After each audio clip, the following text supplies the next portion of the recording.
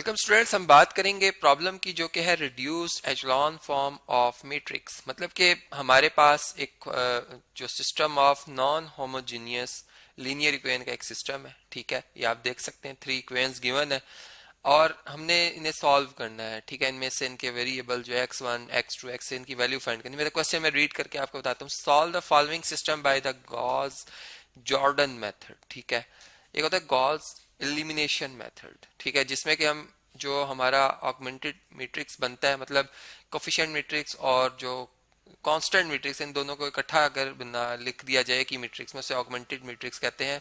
तो अगर उस मैट्रिक्स को अगर मैं रिड्यूस्ड एचलॉन फॉर्म में कन्वर्ट करता हूँ तो ये गॉस जॉर्डन मेथड कहलाएगा। मतलब उस पूरा एक प्रोसीजर जो है जिसमें कि मैं रो ऑपरेशन अप्लाई करता हुआ रो रिड्यूस एचलॉन फॉर्म में ला रहा हूँ, तो बेसिकली इसे रो रिड्यूस एचलॉन फॉर्म कहते हैं। ठीक है, अब देखें, मैंने जो है इसी मैट्रिक्स को मैं बल्कि चले यहाँ पे इसको पहले इन सिस्टम ऑफ जो linear non homogeneous linear equations हैं, ठीक है, इन्हें मैं मैट्रिक्स फॉर्म में लिखता हूँ। ठीक है जी, सबसे पहले हम क्या करते हैं, सबसे पहले हम कोफिशिएंट मैट्रिक्स बनाते हैं। तो हमारे पास x1 के कोफिशिएंट्स पहले कॉलम में आएंगे जो कि 2 1 एंड 1 है, तीनों इक्वेशंस के, 3 इक्वेशंस के। ठीक है, इसी तरह से सेकंड कॉलम अगर आप देखें तो x2 के जो कोफिशिएंट्स हैं 2 -2 और 1 है। ठीक है, इसी तरह जो लास्ट हमारे पास टर्म आ रही हैं वो है x3 की, इसके कोफिशिएंट्स कॉलम 3 में आएंगे, -1 +1 और 0। ये आ गया हमारे पास।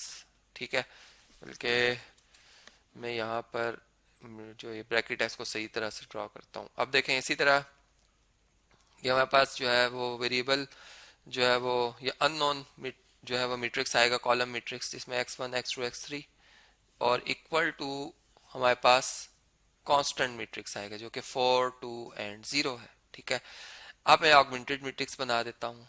ऑगमेंटेड मैट्रिक्स क्या होगा? ठीक है, ऑगमेंटेड मैट्रिक्स होगा जी हमारे पास ऑगमेंटेड मैट्रिक्स जो है, इसको हम ए बी भी लिख सकते हैं। ठीक है, और सिंपल में इसको भी कोई अल्फाबेट से रिप्रेजेंट नहीं कर रहा। ठीक है, मैं यहाँ पर एक पहले ब्रैकेट लगाऊंगा। ठीक है, इसमें कॉपी कर लेता हूँ मैं यही वाली जो एंट्रीज है हमारे पास, इनको मैं कॉपी करके यहाँ पे पेस्ट कर लेता हूँ और कनेक्ट कर लेते हैं हम इसके साथ बी मैट्रिक्स को। डॉटेड लाइन में कनेक्ट कर रहा हूँ मैं। इधर हमारे पास आएगा 4, यहाँ पे आएगा 2, यहाँ पे आएगा 0।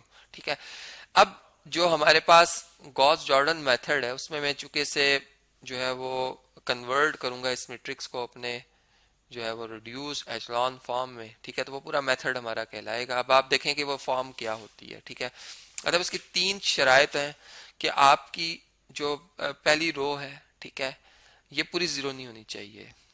ठीक है, मतलब एक उसमें एक उन्होंने उसकी एक फॉर्म लिखी है। अब इस पीछे बहुत से रीजंस हैं। जब हम स्टडी करते हैं इस मेथड को मैट्रिक्स के अलावा कंपैरिजन या सब्स्टिट्यूशन मेथड से, तो हमें इसके फिर वजूहात नजर आती हैं कि ऐसा करने से क्या हमें क्यों नहीं जवाब मिल रहा। ठीक है, तो हम ये कहते हैं कि अच्छा, इसमें जो पहली रो है उसमें एक एंट्री नॉन जीरो आनी चाहिए। ठीक है, और वो 1 हो। उससे आगे मतलब 1 से आगे आप कोई भी एंट्री आ सकती है। ठीक है, 0 भी आ सकती, कुछ भी है, लेकिन एक एंट्री नॉन जीरो और वो 1 हो। और उसके नीचे और उससे पिछली जो जितनी भी मतलब उससे नीचे जो जितनी भी रोज आएंगी उनमें उस नंबर से नीचे 0 0 होना चाहिए और उससे पहले भी हमारे पास 0 0 आना चाहिए। ठीक है, उससे आगे जो मतलब राइट साइड पे अगर आप देखें तो वो नॉन जीरो मतलब एलिमेंट आ सकता है। सेकंड रो के वाले से मैं बात कर रहा हूँ। ठीक है, लेकिन और वो 1 आना चाहिए। ठीक है, मतलब अगेन वही बात कि आपकी जो सेकंड रो है उसमें जो पहली नॉन जीरो एंट्री वो 1 और उससे पीछे सारे 0 हो। ये सिंपल वर्ड्स में मैं कह सकता हूँ। और पिछला जो 1 आया था उससे नीचे 0 आएगा। उस पूरे कॉलम में वो एक एंट्री वाहिद खुद 1 थी और इससे नीचे सारे 0 आ रहे थे। ठीक है, अब इस ये काफी डिटेल आप बात समझ गए होंगे मेरी। मैं अभी इस बात को क्लियर कराता हूँ।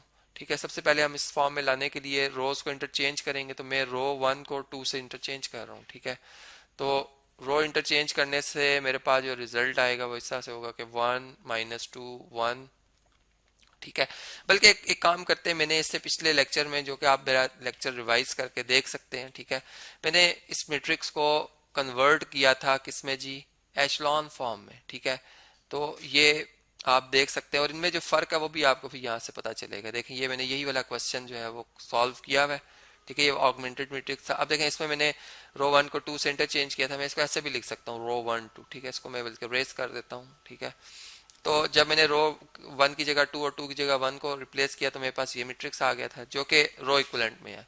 फिर मैंने रो 2 में से 2 टाइम्स रो 1 और रो 3 में से 1 रो 1 को माइनस किया तो मेरे पास ये एंट्रीज आ गई। ये अब एंट्रीज इसकी कैलकुलेशन जो है वो आप देख सकते हैं कैसे हुई है, ये सारी मैं आपसे शेयर कर रहा हूँ, ठीक है। इसी तरह मैंने फिर यहाँ पर मतलब जब मैंने 1 के नीचे 0 बना दिया तो यहाँ पे मुझे 1 चाहिए था, ठीक है, 1 चाहिए था। तो मैंने यहाँ पे जब 1 लाया तो इससे नीचे मुझे यहाँ पर क्या चाहिए था, 0 चाहिए था, वो मैंने 0 बना लिया, ठीक है, मैंने 0 बना लिया, यहाँ तक मैं पहुंच गया। अब देखें, अच्छा इसमें एक और बात भी है कि अब इसको मैंने चूंकि यहाँ पर 2 से मल्टीप्लाई करके इसको 1 बनाया था, लेकिन अब मैं जब रिड्यूस एशलॉन फॉर्म में तब्दील कर रहा हूँ तो मुझे यहाँ पर पहले इस 1 से ऊपर 0 बनाना है, ठीक है। तो मैं इधर से अब आगे नहीं इसको लेके चलूंगा, ठीक है।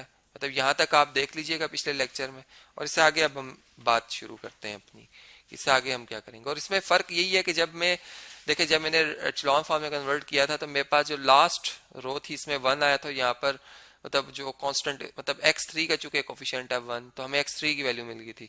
लेकिन जब हम जो हमारे पास जो हम कह सकते हैं रिड्यूस एचलॉन फॉर्म है, इस 1 से भी ऊपर 0 बनेगा, इस 1 से भी ऊपर ये दोनों एंट्री 0 बनेगी। तो इससे क्या हो जाएगा, इससे हमें फायदा होगा कि हम डायरेक्ट x1 की वैल्यू निकाल सकते हैं। मतलब मुझे ये जो कैलकुलेशन करनी पड़ रही थी ये नहीं करनी पड़ेगी, ये एक हमें इसका एडवांटेज है इस मेथड का, ठीक है। बाकी वही तमाम आप बातें समझ लें, रिपीट ही कर रही हैं। तो ऑगमेंटेड मैट्रिक्स लिखा, इसमें यहाँ तक हम पहुंच गए थे, ये रो इक्विवेलेंट तक, ठीक है। अब इससे आगे हम बात शुरू करते हैं, ठीक है जी। अब देखें, इस एंट्री को 0 बनाना है, ठीक है। इस एंट्री को कैसे 0 बनाया जा सकता है, हम रो 2 को इस्तेमाल करेंगे। हम रो 1 में, ठीक है, बल्कि बाय लिखते हैं हम, बाय, ठीक है, बाय रो 1 में हम ऐड करेंगे 2 टाइम्स रो 2 को। प्लस क्यों किया, क्योंकि यहाँ पर ये -2 है तो इसमें +2 करने से ये 0 बनेगा, ठीक है। तो हमारे पास रो इक्विवेलेंट में क्या रिजल्ट आएगा, हमारे पास रो इक्विवेलेंट में आएगा जी यहाँ पे 1, यहाँ पे 0, ठीक है। इसी तरह बल्कि ये दोनों रोज में लिख देता हूँ 1, ये -1/2, 0, यहाँ पे 0 0 1/2 एंड -2। अच्छा अब यहाँ पे देखें 1 है और ये -1 बन जाएगा क्योंकि -1/2 2 से मल्टीप्लाई के -1 में -1 ऐड करें 0, और ये 2 है और ये 0 है, 2 में 0 है, चूंकि 2 मल्टीप्लाई बाय 0 0, 2 में 0 ऐड करेंगे आपका आंसर 2 ही रहेगा, ठीक है, ये आ जाएगा आंसर। अब देखें, अब इधर हमने 1 बनाना है। अब इसको 1 बनाने के लिए हम क्या करेंगे, by 2 multiply by row number 3 को हमने 2 से मल्टीप्लाई कर देना है। अब इसका मतलब हमारी बाकी रोज चेंज नहीं होंगी, ठीक है, वो इसी तरह रहेंगी 1 0 0। ये कनेक्टेड मैट्रिक्स था जी, यहाँ पर इस तरह से डॉट डॉट डॉट लगा देते हैं, ये आ जाएगा 2। इसी तरह यहाँ पर 0 1 -1/2 0। अच्छा जी, यहाँ पे आएगा 0 0, यहाँ पे आएगा 1 और यहाँ पे आ जाएगा -4, ठीक है, -4। अब देखें यहाँ से अगर हम मजीद आगे, अब देखें यहाँ पे हमें हमें इससे ये तो 1 बन गया, अब इसे 0 बनाना है, ठीक है। बहुत सिंपल है जी। हम जो है क्या करेंगे, हम रो 2 में ऐड करेंगे हाफ टाइम रो नंबर 3, ठीक है। तो रो इक्विवेलेंट, ठीक है जी, रो इक्विवेलेंट यहाँ पे 1 0 0 2, ये कनेक्टेड मैट्रिक्स है, ऐसा 0 0, बल्कि लास्ट रो पहले लिखते हैं 0 0 1 एंड -4। अब यहाँ पर तो ये 1 ही रहेगा, ये 0 हो जाएगा, ठीक है, चूंकि हम 1 में 0 ऐड करें, लेकिन -1/2 में जब +1/2 ऐड करें 0 आएगा। अब यहाँ पर रो 2 में 0 लिखा हुआ है और इसमें हम ऐड करेंगे मतलब 1/2 टाइम ऑफ -4, तो वो -2 बन जाएगा, तो ये -2 आ जाएगा हमारे पास आंसर, ठीक है, -2 आ जाएगा। अब देखें, इससे डायरेक्ट मैं आपको बता सकता हूँ कि x1 हमारा क्या है 2, ठीक है, x2 क्या हमारे पास -2, और x3 हमारे पास क्या है, x3 हमारे पास है -4, जो कि बिल्कुल करेक्ट है। अगर आप यही वैल्यूज दोबारा अपनी जो non homogeneous linear equations given थी हमें क्वेश्चन में, ठीक है, अगर आप इनमें इनकी वैल्यूज को दर्ज करें यहाँ पर, ठीक है, तो आप देखेंगे इसकी लेफ्ट साइड राइट साइड के बराबर ही आएगी, ठीक है। कुछ टाइम मेरे पास है, मैं चेक करके बता देता हूँ आपको। 2 इंटू x1 2 है, ठीक है, +2 इंटू, बाकी आप खुद चेक करेंगे, ठीक है, मैं आपकी काफी हद तक हेल्प कर रहा हूँ। यहाँ पे -4, अब देखें इसका आंसर 4 आना चाहिए, 2 2 4, ठीक है, ये आ जाएगा -4 और ये आ जाएगा +4, ठीक है। अब देखें 4 -4 इज 0 और 0 + 4 इज 4, तो आंसर 4 आया और यहाँ पे भी 4 लिखा हुआ है। इसी तरह आप बाकी वैल्यूज देखेंगे करेक्ट आएंगी, तो इसका मतलब हमारा जवाब बिल्कुल ट्रू है और इसमें हमारे पास एक ट्रिपल आएगा, मतलब अगर तीन वेरिएबल हैं तो ट्रिपल बनेगा, जिसका x1 कोऑर्डिनेट 2 x -2 और -1, तो ये हमारा आंसर आएगा।